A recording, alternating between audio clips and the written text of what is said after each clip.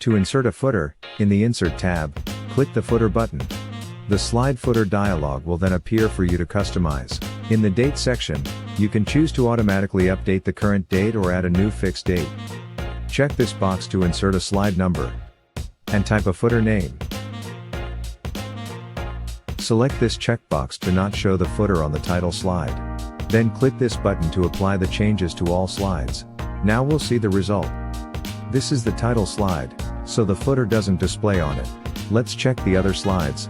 The text is in white and too small to read, so we will need to customize it in the Slide Master.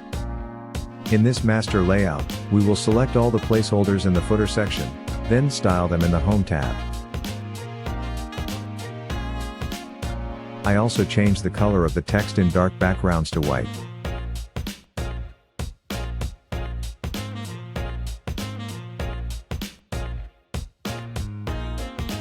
Close Slide Master to save the changes. Let's see what we've got.